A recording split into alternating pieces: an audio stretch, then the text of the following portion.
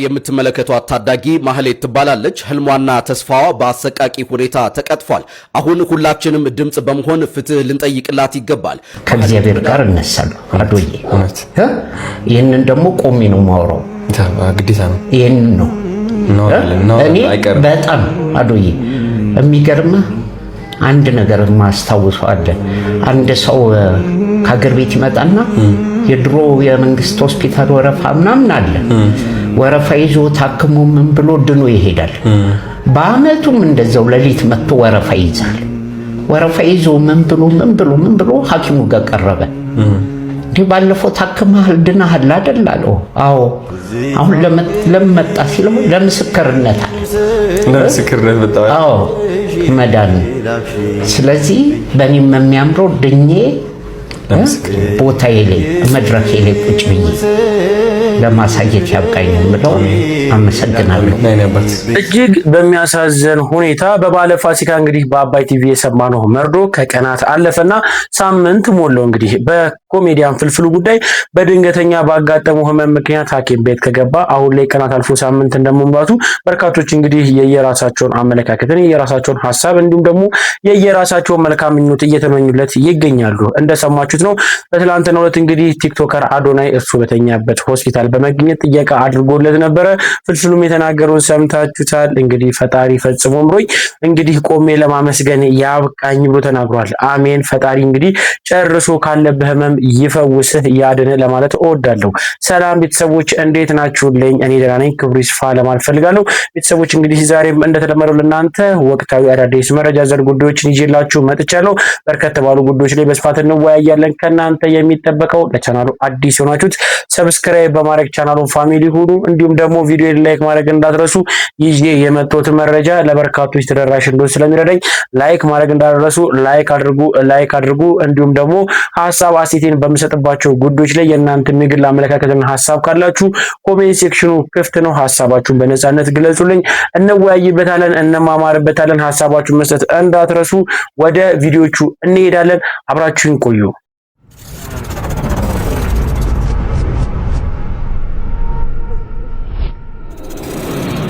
አሁን ቻሌንጅ ላስጀምርልህ እያሰብኩ ነው። እሺ ለቤተሰቦችም እንዲሆን አንተም እረፍት እንድታገኝ በቃ ጥሩ ደረጃ ላይ እንዳለው እንድታቅ ቻሌንጅ አስጀምራለሁ። እሺ እወድሃለሁ፣ በጣም አከብርሃለሁ።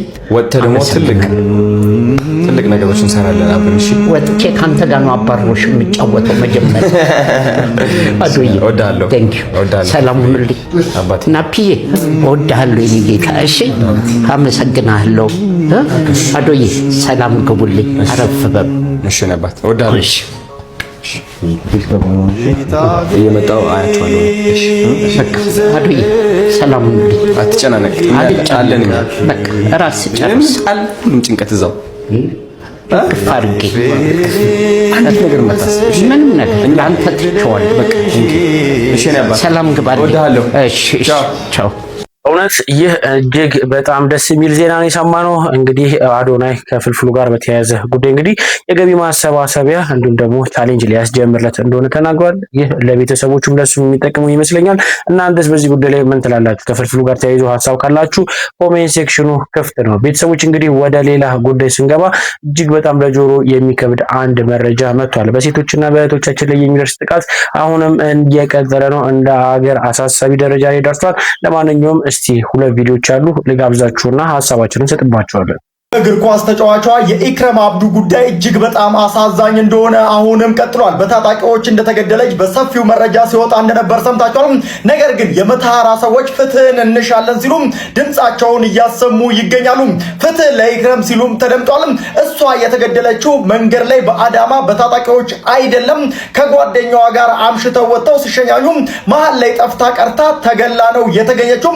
ስለዚህ በታጣቂዎች አልተገደለችም። ትክክለኛ ፍትህ ለኢክረም ያስፈልጋታል ሲሉ እየጠየቁ ይገኛሉ። ሚዲያዎች ማለትም ከዚህ በቀደም እኔ መረጃ አድርሻችሁ ነበር። በታጣቂዎች መንገድ ላይ እንደተገደለች በሰፊው ሲዘገብ ነበር። ነገር ግን ያ እንዳልሆነ እስካሁን ድረስ ይፋዊ መግለጫ ባይሰጥም በርካታ የመተሃራ ሰዎች ግን የተገደለችው መተሃራ እዛው ከተማ ውስጥ ተወስዳ ተሄዳ በሰቃ አካባቢ ነው አስክሬኗ የተገኘው እያሉ ድምጻቸውን እያሰሙ ይገኛሉ። በአጠቃላይ ፍትህ ለኢክረም ብለን ሁላችንም ድምጽ ልናሰማ ይገባል። ይህች ከኋላ የምትመለከቷት ታዳጊ ማህሌት ትባላለች። ህልሟና ተስፋዋ በአሰቃቂ ሁኔታ ተቀጥፏል። አሁን ሁላችንም ድምጽ በመሆን ፍትህ ልንጠይቅላት ይገባል። ማህሌት ወደ አንድ ሆቴል ተወስዳ በዛው ህይወቷ እንዲያልፍ ተደርጓል። ይህንን ድርጊት ፈጽሟል ተብሎ በፖሊስ በከፍተኛ ሁኔታ እየተፈለገ የሚገኘው ግለሰብ ያምራል አለበል ይባላል። በአሁኑ ሰዓት ግለሰቡ ያለበት ቦታ ስላልታወቀ ፖሊስ ክትትል እያደረገ ይገኛል። እባካችሁ ይህንን ሰው ያያችሁ ወይም ያለበትን የምታውቁ ለጸጥታ አካላት እንድታሳውቁ ጥሪ ቀርቧል። የማህሌትን ፍትህ ማግኘት የሚቻለው ይህ ተጠርጣሪ በቁጥጥር ስር ሲውል ብቻ ነው። የማህሌት ነፍስ በሰላም ትረፍ፣ ለቤተሰቦቿም መጽናናትን እመኛለሁ። ሁላችሁም ፍትህ ለማህሌት በማለት ድምጻችሁን አሰሙ። ለፍትህ አብራችሁኝ እንደምትቆሙም አምናለሁ። ተጠርጣሪው በፍጥነት እንዲያዝ ይህንን ቪዲዮ ሼር በማድረግ ለሁሉም አድርሱት። መልካም ጊዜ። በእህታችን በኢክራምና እንዲሁም ደግሞ በእህታችን በማህሌት ላይ እንግዲህ እጅግ በጣም አሰቃቂ የሆነ ሰይጣናዊ የሆነ እንግዲህ ጾታዊ ጥቃት ነው የደረሰባቸው። ምን ይባላል? ይህን እንደ ሀገር ዝም ሊባል የሚገባ ጉዳይ አይመስለኝም። ከዚህ በፊትም በተደጋጋሚ ተነጋግረንበታል። ፍትህ ፍትህ ፍትህ ፍትህ ፍትህ፣ ዛሬ ላይም ፍትህ እያለ ነው። ከቀን ወደ ቀን እየጨመረ እየመጣ ነው። እጅግ በጣም ያሳዝናል። በሴቶች ላይ የሚደርስ ጥቃት እስከ ወዲያኛው ሊቆም ይገባልና የሚመለከተው አካል እንግዲህ በዚህ ጉዳይ ላይ ቆራጥ የሆነ ውሳኔ አስተላልፉ። ወንጀሉንም የፈጸሙትም ሰዎች እንግዲህ ለህግ ቀርቦ ማየት አለብንና ይህን ሁላችንም ድምጽ ልንሆናቸው ይገባል። በነገራችሁ ላይ ከእህታችን ከማህሌት ጋር ተያይዞ እንግዲህ የወጣ አንድ ቪዲዮ አለ። እሱ ልጋብዛችሁና ሀሳባችንን እንሰጥበታለን። እዚህ ፎቶ ላይ የምትመለከቷት ህፃን ልጅ ማህሌት ማሩ ትባላለች። ከሚያዝያ 6 2018 ድረስ በመኳንንት ስለሺ ሆቴል ባህር ዳር ውስጥ ተቀጥራ ትሰራ ነበር። እዚህ ጋር የምትመለከቱት ሰው ደግሞ ሻለቃ ያምራል አለበል ይባላል። ሚያዝያ 6 2018 ማታ 2 ሰዓት ላይ ሻለቃ ያምራል እና 5 ታጣቂ ጓደኞቹ ማህሌት ማሩን ከምትሰራበት ቦታ እየጮኸች አልፈልግም እያለች ድረሱልኝ እያለች ይወስዷታል። ንጋታው 8 ሰዓት ሻለቃ ያምራል ለመኳንንት ስለሺ ሆቴል ደውሎ ብሉ ናይል እንደምትገኝ ማህሌት እና ራሷን እንዳጠፋች ይነግራቸዋል። እነሱም ተደናግጠው ወደ ፖሊስ ይደውላሉ። ፖሊስ ወደ ሆቴሉ ወደ ብሉ ናይል ሆቴል ይሄዳል። ሬሳዋ ይገኛል ማለት ነው። ሬሳ ምርመራ እንደሚያሳየው ከሆነ ጭንቅላቷ በጥይት ተመቷል፣ አንጎሏ ፈሷል፣ ተደፍራለች። ያስገድዶ መድፈር ጥቃት ደርሶባታል። ማህሌት ተደፍራ ከተገደለች ዛሬ 3ኛ ቀኗ ነው። ይሄ ሰውዬ ሻለቃ ያምራል እስካሁን አልተያዘም፣ አልታሰረም። እንደውም ከባህር ዳር ወደ አዲስ አበባ ሊላክ እንደሆነ ጭምጭምታ አለ። ብሉ ናይል ሆቴል አልተዘጋም ለምርመራ። በአጠቃላይ ከህግ ጋር በተያያዘ ምንም የተጀመረ የተወሰደ እርምጃ የለም። ቤተሰቦቿ ከባህር ዳር ውጪ ነው የሚገኙት፣ ገጠር ውስጥ ነው ያሉት። ተደናግጠዋል። አይ ዶንት ኖ ምን ልጠይቃችሁ እንደመጣው፣ ለምን ቪዲዮ መስራት እንደማላቆም ራሱ አላቅም። እውነቱን ለመናገር ባህር ዳር ውስጥ ያላችሁ የክልል መንግስታት፣ የክልል መንግስት ነው የሚባለው ምንድን ነው አሁን ኖርማሊ እንደዚህ አይነት ነገር ሀፕን ሲያደርግ እንደዚህ ነው ኦፕሬት የሚደረገው? እንደዚህ ነው ወንጀል ኢንቨስቲጌት የሚደረገው? መጠየቅ የለበትም ተይዞ እሱ እንደው እንበልሽ ራሷን አጥፍታ ነው ብንል ራሱ የሆነ ምርመራ መደረግ የለበትም? ኢትዮጵያ ውስጥ መንግስት አለ፣ ኢትዮጵያ ውስጥ ህግ አለ የምትሉ ሰዎች ይህንን ሰውዬ የፈለገ ታጣቂ ቢሆን የፈለገ ሻለቃ ቢሆን የፈለገ የ12ኛ ክፍል ምናምን ቡድን በታኝ ምናምን አይነት የፈለገ ስልጣን ቢኖረው እንደዚህ አይነት መብት ሊኖረው አይገባም። የፈለገውን ሴት ወስዶ የፈለገበት ሆቴል እንደፈለገ አድርጎ እንደፈለገ ደፍሮ እንደፈለገ ገሎ ዋከዌ ማድረግ የሚችልበት ሀገር ነው ለመመስረት እየተሯሯጥን ያለ ነው። ጦርነት ውስጥ የገባ ነው። ለዛ ነው እርስ በርስ እንደዚህ አይነት ህገወጥ ሀገር ለመፍጠር የሚመለከተው አካል ካለ የሚመለከተው አካል ካለ እባካችሁ ይሄንን ሰው ለህግ አቅርቡልን። እጅግ በጣም ለጆሮ ይከብዳል። ሁላችንም እንግዲህ ሀገራችንን፣ ልባችንን፣ እምነታችንን እንግዲህ አሳልፈን የሰጠናቸው የህግ አስከባሪ አካላት በእነሱ እንግዲህ ሰይጣናዊ የሆነ ወንበድና ሲፈጸምብን የት ሄደን አቤት እንላለን። ይህ ግለሰብ የትም ቢገባ የትም እንግዲህ ሁላችንም በጋራ በመሆን በቁጥጥር ስር ሆኖ ለህግ መቅረብ አለበትና እንደ ቀልድ ሊታይ አይገባም። በዚህ ጉዳይ ላይ እንግዲህ ፍትህ ብላችሁ ሀሳባችሁን ብትገልጹልኝ ብዬ ወደ እናንተ አሳለፍኩኝ። ሌላኛው ጉዳይ ደግሞ እንግዲህ ከአረብ ሀገር እንግዲህ ለኢትዮጵያውያን የተላከ አንድ መልእክት አለ። እሱ ምንድነው? ቪዲዮን ተጋበዙልኝና ሀሳባችንን እንሰጥበታለን። እዚህ ጋር በፎቶ የምትመለከቷቸው ልጆች ወፈር ያለው ሀብታሙ፣ ቀጠን ያለው መኮንን ይባላሉ። በዩናይትድ አረብ ኢማሬት ነዋሪ ናቸው። 1 ዓመታቸው ነው ከመጡ። ደላላ ናቸው። አንድን ወንድ ልጅ ስራ ሲያስገቡ በ600 ድርሃም እየተቀበሉ ስራ የሚያስገቡ ፎርማልም ናቸው። ላይክ ደሞዝ፣ የሰራተኛ ደሞዝ ሰብስበው የሚያከፋፍሉት እነሱ ናቸው ላስገቧቸው ሰራተኞች ማለት ነው። እናም ማርች 12 የ139 ሰራተኞችን ደሞዝ ካሰሪው ፓኪስታኒ ከሆነው ከካምፓኒው ባለቤት ካሰሪው ተቀብለው ትናንትና በአንድ ቀን ልዩነት ማለት ነው ማርች 13 ኢትዮጵያ ገብተዋል። እናም አሁንም ላይቭ ላይ ነን። ልጆቹ በጣም ነው የሚያሳዝኑት። የ139 ምስኪን ድሃ ላብ ይዘው ወደ ኢትዮጵያ አምልጠዋል። አሁንም እባካችሁ ከሀገር እንዳይወጡ። እነዚህ ልጆች ከኢትዮጵያ በሊቢያም ሆነ በሳውዲ በባህር ምናምን አድርገው በህገወጥ መንገድ ከሀገር ለመውጣት ስለሚሞክሩ የኢትዮጵያ ህዝብ እንዲተባበረን፣ የትም ቦታ ላይ ያያቸው ሰዎች ለህግ አሳልፎ እንዲሰጣቸው እንጠይቃለን። እነዚህ ምስኪን ድሆች ደሞዛቸውን ይዘውባቸው በጣም ትልቅ ብር ነው ይዘው የጠፉት። ተባበሩን። ይህን ቪዲዮ ሁላችሁም ሼር፣ ዲዩት፣ ሪፖስት አድርጉት ፕሊዝ።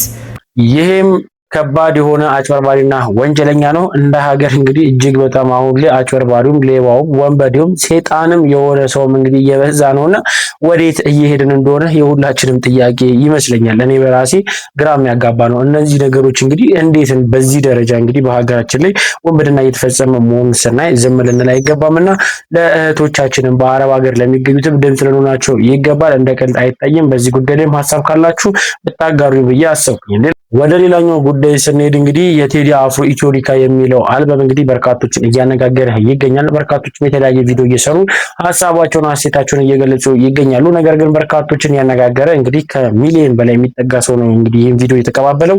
የአርቲስት ሀና ዮሐንስ እንግዲህ በቴዲ አፍሮ በአንዱ ሙዚቃ ጥቁር በጥቁር በመልበስ እንግዲህ ቪዲዮ ሰርታ እንግዲህ ለቃ በርካቶች እየተቀባበሉት ይገኛሉ። እስቲ ቪዲዮ ልጋብዛችሁና ሀሳባችንን እንሰጥበታለን።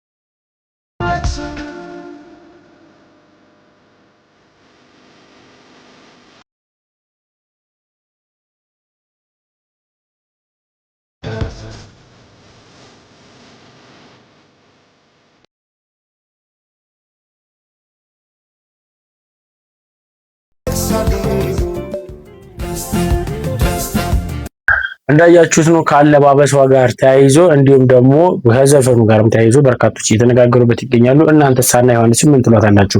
በነገራችሁ ላይ በቴዲ አፍሮ በአንደኛው ሙዚቃ ላይ እንግዲህ የራሳቸውን አስተዋጽኦ ያደረጉ በወሎ አካባቢ የሚገኙ እናቶቻችን መረባ በሚል ምርቃታቸው እንግዲህ በዘፈኑ በመጀመሪያ ትራክ ላይ እንግዲህ ተካቶ ነበረ። እንግዲህ በዛ ዘፈን ላይ ተያይዞ እናቶቹን ሄዶ እንግዲህ ያናገራቸው አንድ ወንድም ነበረ። እስቲ ቪዲዮ ልጋብዛችሁና ሀሳባችን እንሰጥበታለን። በጣም ታዋቂ ሆኗል። እኔ በጣም የእናንተ እናት የኢትዮጵያ እናት ልታወቅ እንጂ ትክክል አይዞርም። እየሰለጠነ ሄድንና እየሰለጠነ ነው። ቴዲ አፍሮን ያውቁታል? ያው በቴሌቪዥን ያውቀዋል። በቴሌቪዥን ያውቁታል? አዎ። ምን አይነት ዘፈን ያውቃሉ ስለ ቴዲ? ኧረ እኔ እንደው ምን አውቄ ዘፈኑንም ማውቀው ታሪክ የለኝም። ያሁኑንስ ሰምተዋል? አዎ ሰምቼዋለሁ። ያው ስለ አንድነት ነው፣ ስለ ኢትዮጵያ ነው። እንግዲህ እንደዚህም እኔ መረባ ስልም እሱንም አየሁ። ፍሬ ነገሩ ግን አልገባኝም። አረ ፍሬ ነገሩስ እንደው ለሁሉም ሰው አይገባም። አዎ የቴዲ ነገር አልገባኝም። እና በቃ ሰው መቼም ይሄ ይሆናል ብዬ ሳይሆን እስላም ክርስቲያን እንትና የሚባል ነገር አያስፈልግም። ኢትዮጵያዊነት አንድነት ነው ዋናው። በቃ አላማችን እሱ ነው። አላማችን እሱ ነው። እናም የወጣ ነው ስንቸገር ስንጠበብ በጦርነት ያው ሁልጊዜም ጦርነት ስለሆነብን ትክክል ሀገራችንን ሰላም እንዲሆን ብለን ያው ወጣን። መረባ ማለት ምን ማለት ነው? መረባ ብሎ ማለትማ ምን አለ መሰለህ መረባ ብሎ ማለት በላ ያበርዳል። ረህመት ጌታችን ረህመት ነው። አሁን ምን አለ መሰለህ ጦርነት ሲመጣ አንበጣ በሰማይ ላይ እዝር ሲበላ አዎ ዳይሪ ሲመጣ እንደገና ወረርሽኝ አለ በሽታ ሲመጣ በቃ ቆት ይያዝን እንወጣለን። ቆት ያለ ቆቲያችንን ይዘን እንወጣለን። መረባ ይባላል። በላው ይብረድ ጌታ የታመመ የሚሻር ስንል በበሽታ ይሽራል። ጦርነትም ሲበርድ ነበር። ስለዚህ አው ዝናብ ደግሞ ሲቀርብን ድርቅ ሲሆን ያ ረብ ጌታዬ ብለን መረባ እንላለን። ቆቲ እርጥብ ነው። ቆቲው የሴቶች ዱዓ አላህ ዘንድ ይሰማል ይባላል። የሴቶች ዱዓ ረህመት ይወርዳል፣ ዝናብ ይጥላል፣ ጦርነት ይጠፋል። በዚህ ነው። ስለዚህ መረባ ጸሎት ነው። እንደገና ሰው ይሞታል፣ ያው ይጋደላል። ቆቲያችንን ይዘን ቄስ ቃልቻ በፊታችን ይሆናል። እሺ እኛ በስተበኋላ ሆነን ቆቲ ይዘን መረባ እንላለን። ለማስታረቅ እርቅ ይወርዳል። ስለዚህ መረባ የሰላም ምልክት ነው። በቃ ሰላም ምንጣልን ነው። ሌላ ነገር የለውም። አዎ ይሄ ነው። ደግሞ አንድ ሴት ደግሞ 9 ወሯ ሊገባ 8 ወር ሲደርሳት ገንፎ ታገነፋና በተልባ አያ ፋጡማ ቆሪ ትላለች። ያ ረቢ ነቢ አልሐምዱሊላህ ሐምድ ረቢና አለሚን ብለን እንበላለን። የመጋጃ ምጥ የተልባ ዳጥ እንላለን። እግሯ ስር ይወድቃል። ምጥ አይጠብቅም ማለት ነው። በእርግዝና ሰዓት ዱበርቲ ብሎ ማለት ለሁሉ የበጅ ነው። እንትኑ የመረባ ሁሉ እንትኑ ዱበርቲ ነው የሚባለው። ሁሉ ጠቅላላ ዱበርቲ ነው የሚባለው። መረባ ዱበርቲ እስላም አማራ አይልም። ይሄው ክርስቲያን አይልም። እስላም ክርስቲያን አይልም። ቆቲ ይዞ ነው የሚወጣው። መረባ ይባላል። ያው ጀባታው ዝም ብሎ ከቀይ ላይ እንወጣለን። ህዛፍ ላይ ጀባታው ይመጣል። አዎ ወጣቱ ነው ይግባ እንላለን። አገር ሰላም ይሁን፣ መንግስታችን ይለምልም፣ መንገድ በዘንግ ይሁን፣ ገበያው ጥጋብ ይሁን እንላለን። ትክክል። አዎ ፍቅር ይንጣ ሙሐባ ይንጣ እንላለን። በዚህ ሰዓት ወጥቼ እርግጥ ይሄ ሳይሆን መቼም አማራ እስላም ኦሮሞ አትበሉ አትገነጣጡ አያስፈልግም። መገነጣጡ አያስፈልግም። አዎ ሰላም ይሁን፣ ኢትዮጵያ ሰላም ነው የምንፈልገው ብዬ በዚህ ያው ቀረጡ ይመጥተው። አሁን በነገራችን ላይ ደስ የሚል ነገር ነው። ምንም ልዩነት ሁሉ መጥፎ የኔ ይበልጣል የከሌ ይበልጣል ነው። ይሄ ነው ሆሳኝ ሁሉም የኢትዮጵያ ልጃችን ነው። ትክክል። አዎ ወጣት ሰላም ቢሆንልን እንወዳለን። አሁንም ሰላም ቢፈጠር እንወዳለን። አዎ አሁን ደግሞ እኛ ሰላም ነው የምንፈልገው።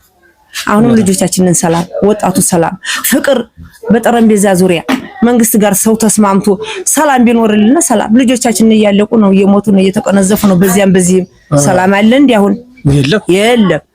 አሁን እኛ ሰላም ነው የምንፈልገው እና እንግዲህ ይሄን ነው። እንግዲህ እንደሰማችሁት ነው ለሀገር አንድነት ፍቅርን እንግዲህ እየሰበኩ ይገኛሉ። እኚህ እናቶችን ግን ምን ብላችሁ ተገልጿቸዋላችሁ? እስቲ ወደ እናንተ አሳልፋለሁ። እንዲህ ብላችሁ ብትነግሩኝ ደስ ይለኛል። ሌላኛው ጉዳይ ደግሞ እንግዲህ ነፃነት ወርቅነህን ተክቶ እንግዲህ በሰይፉ ኦኒቤስም ደግሞ መጥቶ የተነጋገረው አንዱዓለም የሚባለው ግለሰብ እስቲ ከሱ ጋር ተያይዞ አንዱ ለቪዲዮ ጋብዛችሁና ሐሳባችንን እንሰጥበታለን። አንድ ባል ብዙ ጊዜ ውጪ ካመሸ በምን ምክንያት ሊሆን ይችላል?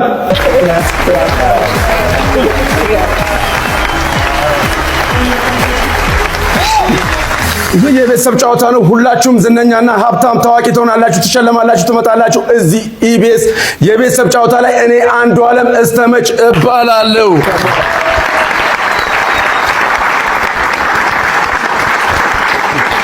በዚህ በኩል የባለትዳር ቤተሰቦች ይታየናል። በዚህ በኩል ደግሞ የላጤ ቤተሰቦች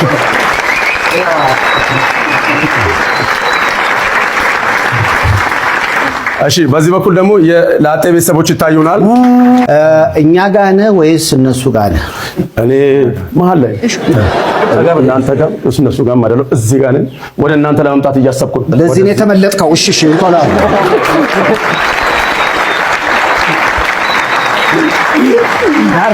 እንዳለ ራስታ ነው እኮ እዚህ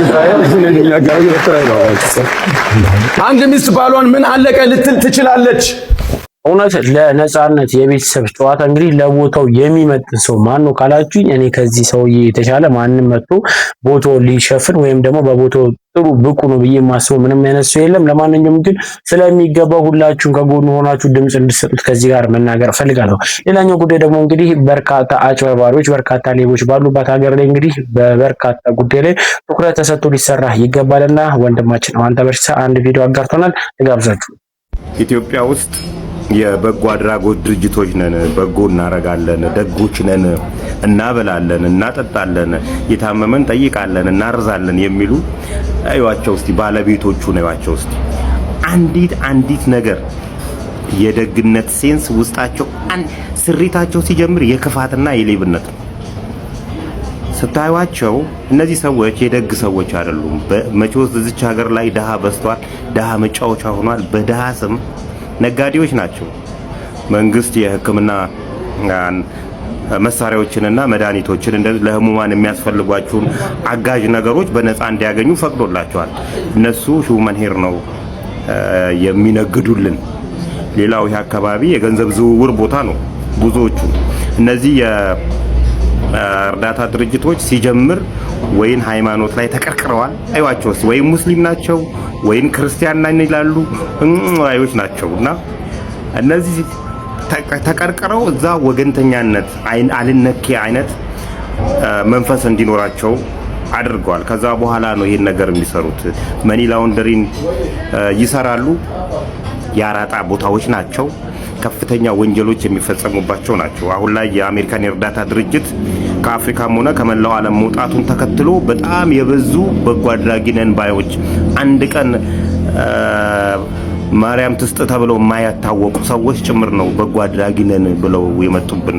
አላማቸው ሌላ አላማ ነው ይዘው እየተንቀሳቀሱ ያሉት። ባለ 7 ከለር ባንዲራዎች እነሱ ነው እየጋለቡ ሀገራችን ላይ እንግዲህ በዚህ ደረጃ ሊሸጡን የተዘጋጁ ሰዎች ናቸውና መንግስትና የሚመለከታቸው አካላት ሀይ ብትሏቸው ካሁኑ እነሱም ብቻ ሳይሆን ሳኮ የተባሉ የብድርና ቁጠባ ተቋማትም ጭምር በከፍተኛ ሁኔታ የነዚህ ህገወጥ ድርጊቶች ተሳታፊ ናቸውና ይመለከተናል የምትሉ አካላት ጥቆማው ይድረሳችሁ። ማስረጃ የምትፈልጉ ከሆነ ልናቀብላችሁ ዝግጁ ነን።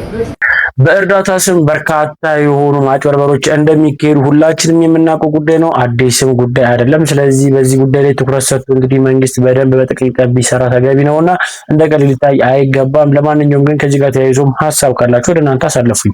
ቤተሰቦች ለዛሬ ይዤላችሁ የመጣኋቸው መረጃዎች እኚህን ይመስላሉ። እስካሁን ድረስ አብራችሁኝ ስለቆያችሁ ከልብ አመሰግናለሁ። በቀጣይ ቪዲዮ እስክንገናኝ ሰላም ቆዩልኝ። እወዳችኋለሁ።